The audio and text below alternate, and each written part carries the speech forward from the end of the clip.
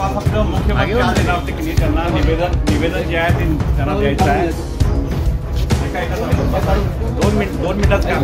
आज मुख्यमंत्री महाराष्ट्रामध्ये इथं मुंबईतून इकडे येणार होते. त्यामध्ये कोल्हापूरमध्ये बघितल्याने पोलिसांनी मुख्यमंत्र्यांचा अपमान केलेला आहे.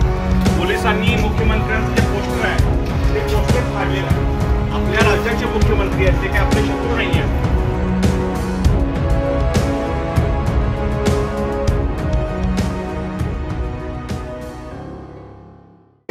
जमीन आमच्या हक्काची, जमीन आमच्या हक्काची, आंदोलकांच्या जबरदस्ती करणाऱ्या महाराष्ट्र शासनाचा, आंदोलकांच्या जबरदस्ती करणाऱ्या महाराष्ट्र शासनाचा नोटीस आलेली आहे. ती मुख्यमंत्र्यांनी सांगितलेली आहे. मुख्यमंत्र्यांनी सांगितलेलं आहे. मुख्यमंत्र्यांनी सांगितलं की स्थगित आहे. मुख्यमंत्र्यांचं काम आम्ही करतो ना. ते ऐका, दोन मिनिटं थांबा. ऐका ना तुम्ही हे करणं बरोबर नाही. नोटीस आहे, पण ती नोटीस रद्द करायला हवं मुख्यमंत्र्यांना. तुम्ही मुख्यमंत्र्यांना सांगा तुम्ही नोटीस रद्द करा. मुख्यमंत्री आणि दोन्ही उपमुख्यमंत्र्यांचं पोस्टर स्वतःहून फाडले. हे पहा, आज आपल्या सर्वांना माहिती आहे की मुख्यमंत्री हे कोल्हापूर दौऱ्यावरती येणार होते आणि आम्ही पोलिसांना सांगितलं होतं की आम्हाला त्यांना भेटायचं आहे. आम्ही सगळेजण शेतकरी एकत्र जमून त्यांना भेटू इच्छितो.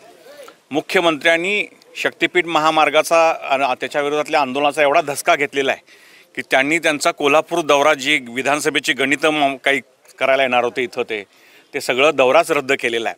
आणि सर्वप्रथम म्हणून त्यांचा निषेध करावा असं वाटतो. मुख्यमंत्री गेले 3 महिने झालं शेतकरी आंदोलक जे आहेत त्यांच्याशी चर्चा करत नाही आहेत आणि स्वतः मात्र सोशल मीडियाच्याद्वारे व्यक्त होत आहेत.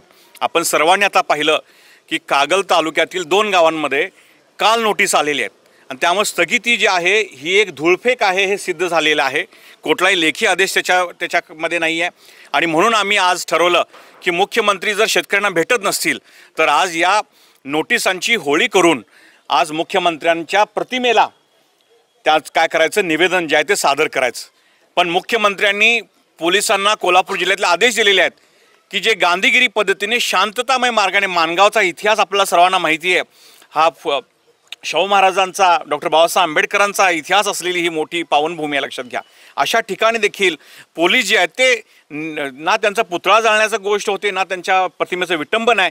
फक्त त्यांचं, आम्हाला सगळ्यांना आदराचे व्यक्ती आहेत मुख्यमंत्री जे आमच्या राज्याचे, आणि त्यांना निवेदन त्यांच्या प्रतिमेला सादर करणं. कारण प्रतिमा लावायची नाही काय मग कुठे, असा काही आदेश, एक फतवा काढलेला आहे का मुख्यमंत्र्यांनी? आणि मुख्यमंत्र्यांनी असंही या पोलिसांना सांगितलं आहे की माझी प्रतिमा जी आहे ती ह्यांना आंदोलकांना देऊ नका आणि तुम्हीच फाडून टाका. अशा तऱ्हेनं तुमच्या समोर सगळ्या गोष्टी घडलेल्या पाहिल्यात. या प्रशासनाचा निषेध करावा असं वाटतो, मुख्यमंत्र्यांचा निषेध करावा असं वाटतो.